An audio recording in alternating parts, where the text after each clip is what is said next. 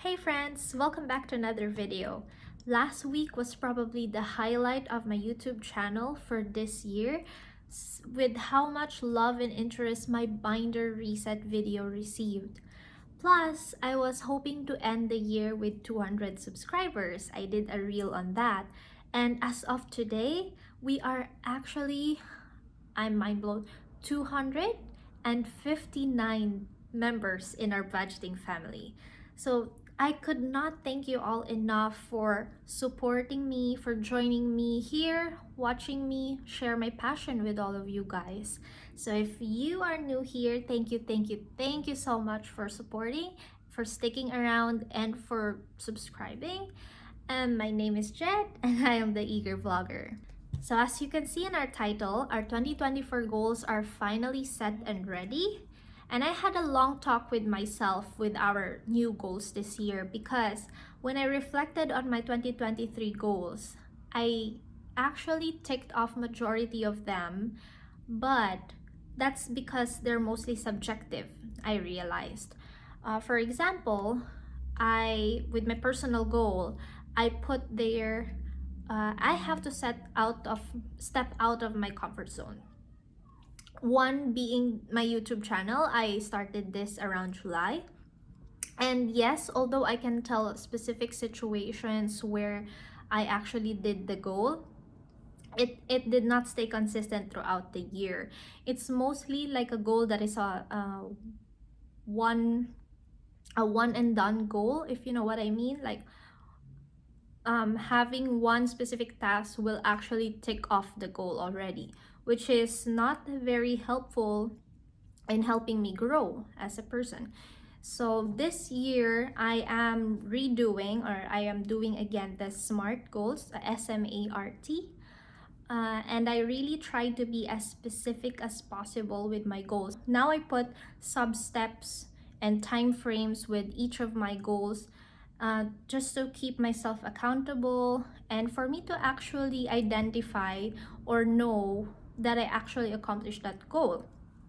Sometimes it's too broad, like some of my goals from 2023 are too broad that if I give myself enough grace, I can tell myself that I actually accomplished it. But if I be more strict, I would say no, I did not accomplish it. So there's a blurred line between actually telling myself that I did it or not.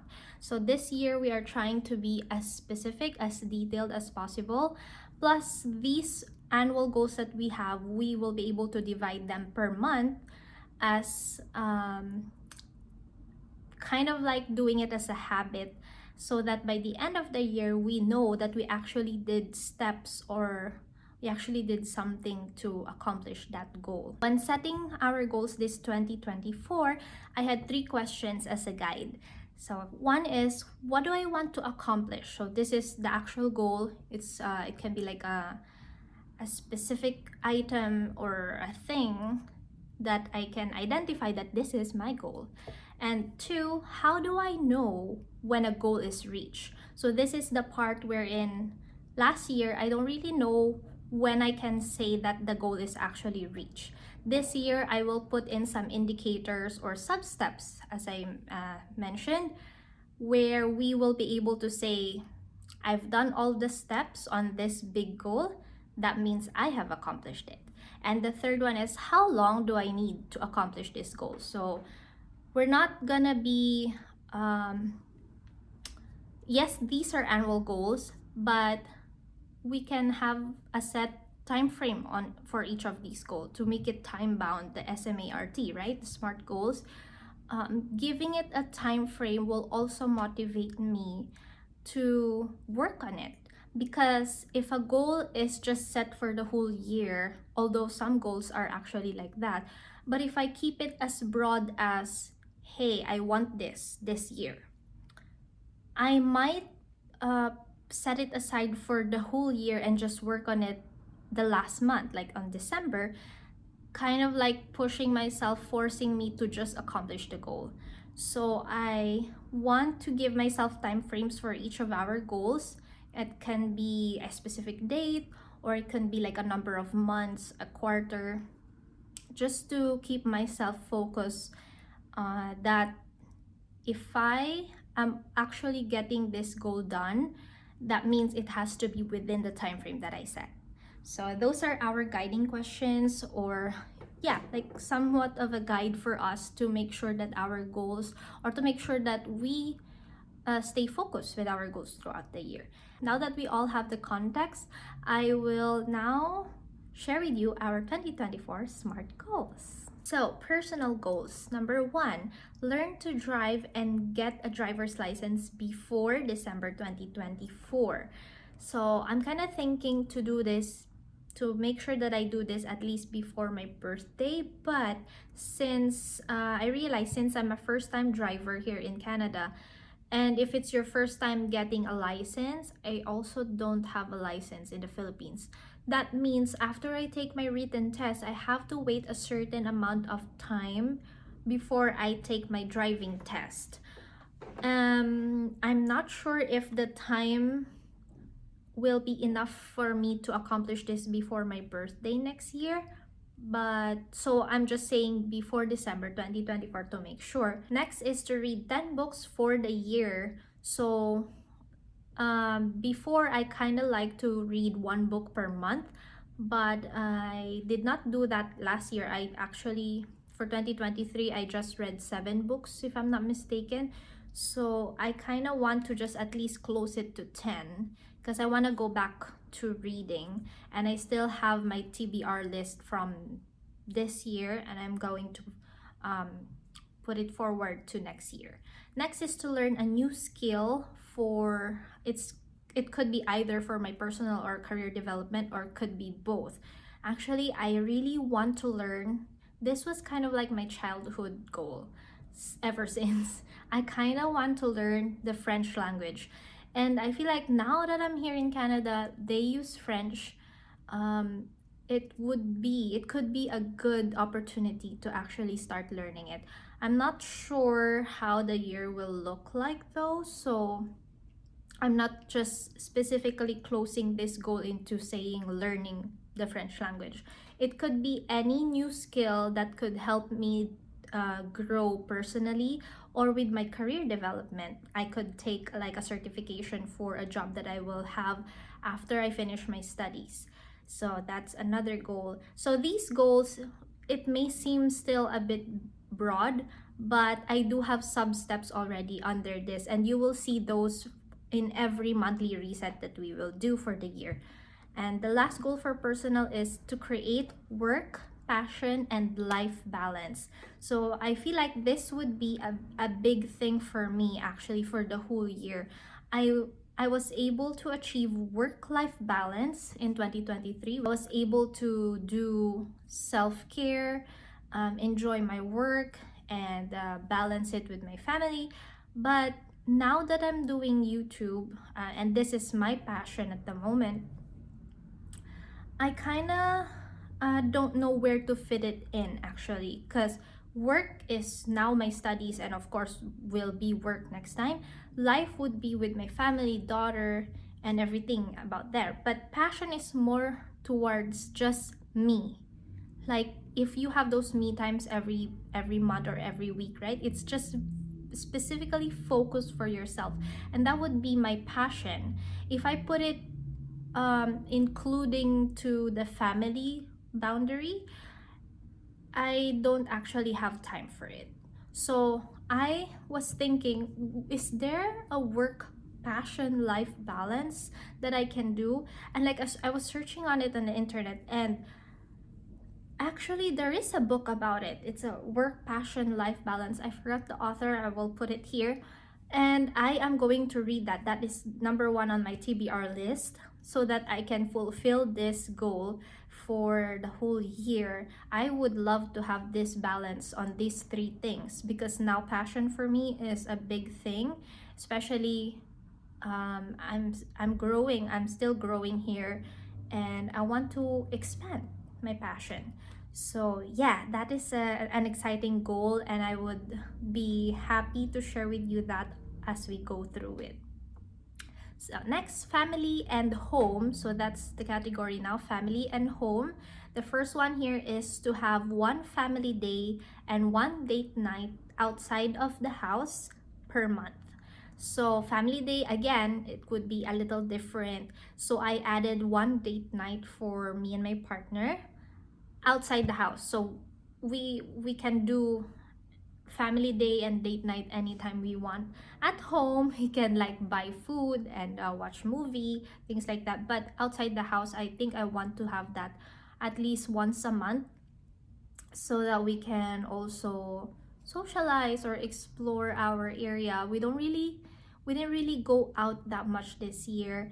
We're still adjusting, and we're really homebodies. So I kind of want to add a little bit of socialization outside the house or outside our circle next year. So that's the plan.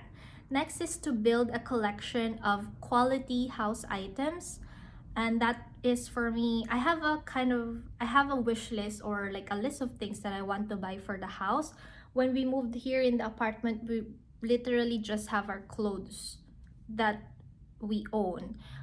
We bought the couch from Marketplace, our mattresses, and the rest are like from my aunt.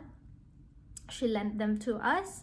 So we really don't have anything, or me, I want to build our house stuff. Like, let's say if we are going to be able to have our own house, I want to have our things that we actually own for ourselves.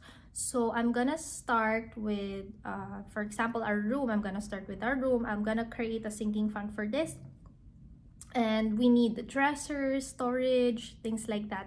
So again, you will see all of this as we go through month by month, because I'm like breaking it down into smaller tasks throughout the year. Third goal is to plan a family trip to another city here in Winnipeg or a province in Canada. So this could be, of course, this plan will not be possible if we are not with my aunt and her family.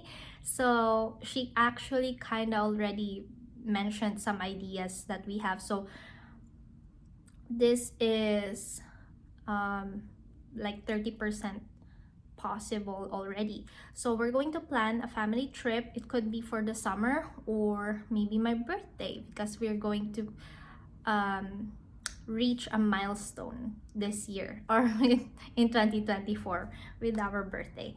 Next is to buy, so this is big, buy our first car before winter of 2024. So finance wise, this is the biggest thing that we are going to save up for, but it's still in the family side, because of course we are going to use this as a family, and we need this by next year, like by winter next year. This year, that's probably one of the reason also that we don't go out that much, is because we don't have a car to go around with. And it's tricky when you are from a very hot country going to a very cold country and city. We don't like going out because it's so cold for us, and riding the bus or walking from point A to point B is such a task for everyone. So if we have a car by next year, then I feel like we can do more fun activities, more errands to accomplish, things like that. So it will just really go with the family thing. So we have that 4 goals for family and home. Next is our let's go health and wellness first. So health, I would like to track my habits to see my progress and stick to them. So I'm putting this as a yearly goal. I am trying to be very, very strict on myself, or consistent in tracking my habits, and to stick to them, especially with, for example, my hydration, my supplements, things like that. So I want to stick to them, because sometimes I have those habits done, but it just takes me some kind of like an event or a sudden change in my life, my schedule, to fall off of those habits. So this Notion template that I bought from Etsy, they have the habits tracker that I am looking forward to use. I'm gonna try that if that will work for me. Or also, I think the finance tracker that I got from my friend TEVbudgets has also a habit tracker thing. That could also help me. So I'm just trying all the options that I can get to not have a reason not to stick to my habits. Next is to have at least one pamper day or me day per month. So hopefully next year finances will be better. I'll have my job, my full-time job. Then I can slowly incorporate more pamper day, more self-care for me. I want to try doing my nails in a nail salon at least once a month, or when there's special occasion, things like that. So I want to have that next year. And I want to cut back on sugary drinks, specifically soda and milk tea. You cannot take away caffeine from me, so I'm just doing small steps, okay? Baby steps. So we're cutting back on soda and milk tea, and we're also going to track that on our habits tracker. And probably the biggest goal here is to learn to embrace imperfections and uncertainties with grace. This is because I really like goal setting, time blocking, organization stuff.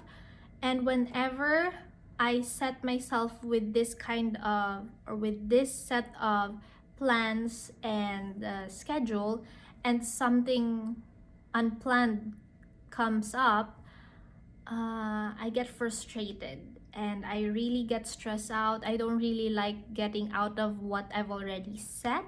But this year, I know life happens. We cannot control everything, no matter how organized you are with your schedule, with your life.